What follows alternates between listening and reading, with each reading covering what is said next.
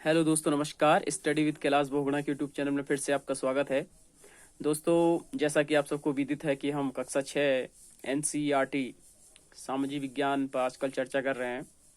तो सामाजिक विज्ञान का आज का जो चैप्टर है पृथ्वी की गतियाँ, जो कि बहुत ही महत्वपूर्ण चैप्टर है, खासकर उन लोगों के लिए जो कंपटीशन लेवल की तैयारी कर रहे हैं।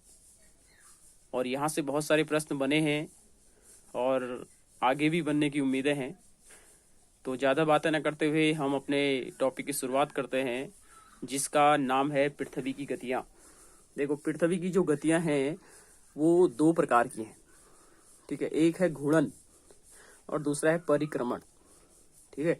घूर्णन पृथ्वी का अपने अक्ष पर घूमना घूर्णन कहलाता है, ठीक है। जब पृथ्वी अपने अक्ष पर घूमती है तो उस क्रिया को, उस स्थिति को हम कहते हैं घूर्णन। और परिक्रमण किसे कहेंगे? सूर्य के चारों ओर एक स्थिर कक्ष में पृथ्वी की गति को परिक्रमण कहते हैं। मतलब पृथ्वी का सूर्य के चारों ओर घूमना क्या है? परिक्रमण कहलाता है। इसी संबंध एक नोट है कि पृथ्वी का अक्ष एक काल्पनिक रेखा है। पृथ्वी का अक्ष क्या है? एक काल्पनिक रेखा है जो इसके कक्षीय सतहों से 66.5 अंश का कोण बनाती है। 66.5 मतलब 66 से 1/2। बहुत बार ये प्रश्न आया है, सी टेट और यू टेट में बहुत बार ये क्वेश्चन पूछा जा चुका है कि पृथ्वी अपने अक्ष पर कितने अंश का कोण बनाती है। तो 66.5 अंश का कोण बनाती है। अब कक्षीय समतल क्या है? बहुत बार आया है कि वह समतल जो कक्ष के द्वारा बनाया जाता है, वह समतल जो कक्ष के द्वारा बनाया जाता है उसे कक्षीय समतल कहते हैं, ठीक है। अब प्रदीप्ति वृत्त, बहुत बार आया है ये प्रश्न। ग्लोब पर वह वृत्त जो दिन और रात को विभाजित करता है। ग्लोब पर वह वृत्त जो दिन और रात को विभाजित करता है उसे प्रदीप्त वृत्त कहते हैं। यह वृत्त अक्ष के साथ नहीं मिलता। कौन सा वृत्त अक्ष के साथ नहीं मिलता? तो उसका नाम है प्रदीपित वृत्त, ठीक है। अब पृथ्वी की दैनिक या घूर्णन गति, जो ऊपर भी मैंने डेफिनेशन बताई थी कि पृथ्वी का अपने अक्ष पर घूमना घूर्णन कहलाता है। तो पृथ्वी की दैनिक या घूर्णन गति, ठीक है, पृथ्वी अपने अक्ष पर एक चक्कर पूरा करने में लगभग 24 घंटे का समय लेती है, ठीक है। पृथ्वी मतलब अपने अक्ष पर एक चक्कर पूरा करने में कितना समय लेती है? तो 24 घंटे का समय लेती है। घूर्णन के समय काल को पृथ्वी दिन कहा जाता है। जब पृथ्वी अपने अक्ष पर घूमती है तो दिन रात होते हैं। कहने का तात्पर्य है कि जब पृथ्वी अपने अक्ष पर 24 घंटा घूमती है तो दिन रात होते हैं, ठीक है। और यही पृथ्वी की दैनिक गति कहलाती है। यही घूर्णन और दैनिक गति एक है, इसमें किसी प्रकार का कंफ्यूज नहीं होना है। अब आता है कि अगर पृथ्वी घूर्णन नहीं करे तो क्या होगा, ठीक है। बहुत इंपॉर्टेंट है। सूर्य के तरफ वाले पृथ्वी के भाग में हमेशा दिन होगा, जिसके कारण उस भाग में गर्मी लगातार बढ़ेगी। दूसरे भाग में हमेशा अंधेरा रहेगा एवं पूरे समय ठंड पड़ेगी। इस तरह की अवस्था में जीवन संभव नहीं हो पाएगा। यदि पृथ्वी घूर्णन नहीं करेगी तो यहाँ जो जीवन है वो संभव नहीं हो पाएगा, ठीक है। अगला है कि परिक्रमण काल।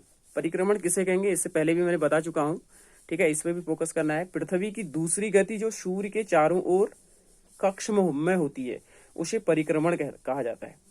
पृथ्वी एक वर्ष 365 से 1/4 दिन में सूर्य का एक चक्कर लगाती है, ठीक है। सूर्य का एक चक्कर पृथ्वी कितने दिनों में लगाती है?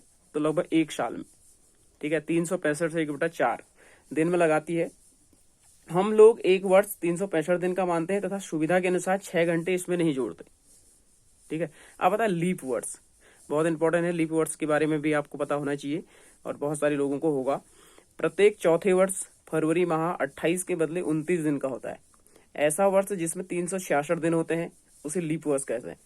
ध्यान दीजिए कि पृथ्वी पूरे कक्ष में एक ही दिशा में झुकी हुई है। पृथ्वी पूरे कक्ष में एक ही दिशा में झुकी हुई है। एक वर्ष को गर्मी, सर्दी, बसंत और शरद ऋतु में बांटा जाता है, ठीक है। एक वर्ष को कितने ऋतु में बांटा गया है? तो 4, गर्मी, सर्दी, बसंत और शरद ऋतु में बांटा गया है। ऋतु में परिवर्तन कैसे होता है? तो ऋतु में परिवर्तन सूर्य के चारों ओर पृथ्वी की स्थिति में परिवर्तन के कारण होता है। मतलब हम कह सकते हैं जब सूर्य का पृथ्वी परिक्रमण करती है तब ऋतु परिवर्तन होता है, ठीक है। बहुत बार प्रश्न आया है कि ऋतु परिवर्तन किसके कारण होता है? तो वो परिक्रमण काल के कारण होता है। पृथ्वी की परिक्रमण गति के कारण होता है। क्या? ऋतु परिवर्तन। और यदि प्रश्न आएगा कि दिन रात किसके कारण होते हैं, तो दिन रात आपका घूर्णन के कारण होता है, जो दैनिक गति कहलाती है। अब देखिए, एक नोट्स है कि 21 जून को उत्तरी गोलार्ध में सबसे लंबा दिन होता है।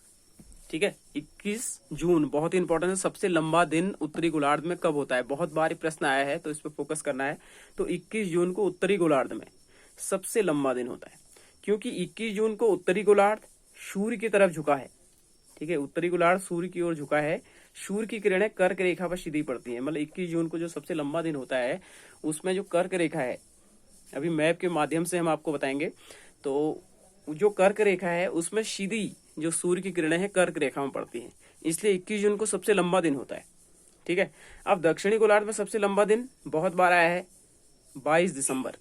21 जून को उत्तरी गोलार्ध में और दक्षिणी गोलार्ध में सबसे लंबा दिन 22 दिसंबर। उत्तरी और दक्षिणी अयनांतों में अंतर बताना है, बहुत बार आया है, कक्षा 6 वाले फोकस करें।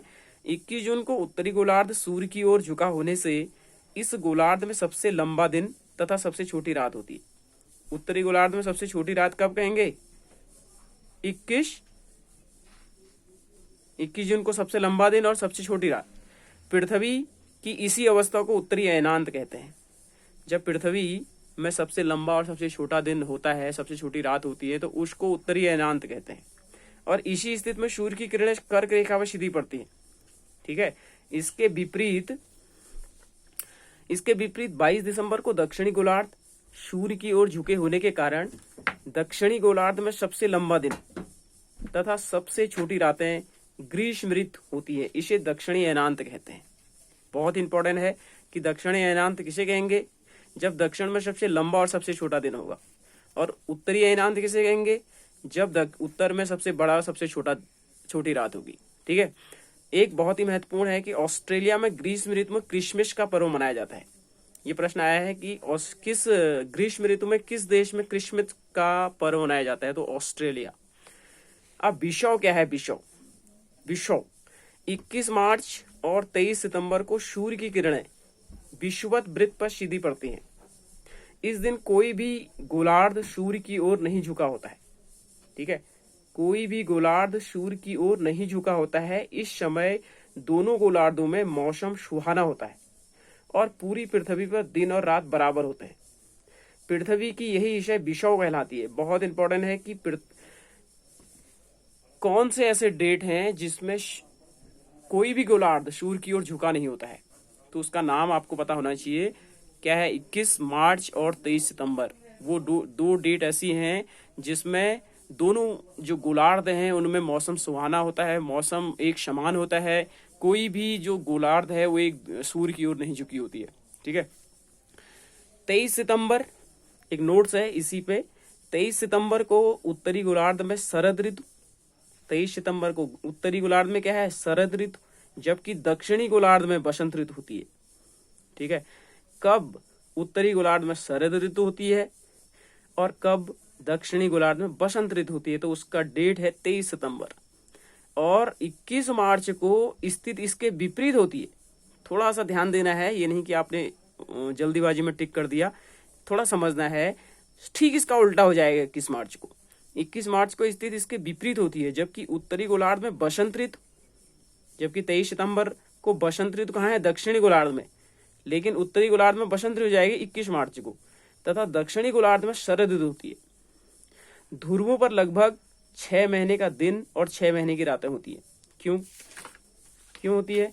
ध्रुवों पर लगभग 6 महीने का दिन एवं 6 महीने की रात होती है, क्योंकि जब उत्तरी गोलार्ध सूर्य की ओर झुका होता है तब उत्तरी ध्रुव 6 महीने तक निरंतर 24 घंटे प्रकाश पर रहता है। यह स्थिति 21 मार्च तक सूर्य की ओर झुका होता है तथा 6 महीने तक दक्षिण ध्रुव सूर्य के प्रकाश में रहता है। ठीक है, अब आता है मानचित्र। बहुत इंपॉर्टेंट है, यहां से भी प्रश्न पूछे जा चुके हैं। तो ये वाला जो लेसन है नेक्स्ट है मानचित्र वाला कक्षा 6 में। तो यहाँ से भी बहुत सारे प्रश्न निकले हैं, खासकर एलटी का जो पेपर होने वाला है उसमें भी ये प्रश्न, इससे पहले वाला जो पेपर हुआ है उसमें ये प्रश्न पूछा गया था मानचित्र पर। तो इस जो ये वाला लेसन है इस पे हम कल चर्चा करेंगे। तब तक के लिए इजाजत दीजिए। नमस्कार, धन्यवाद।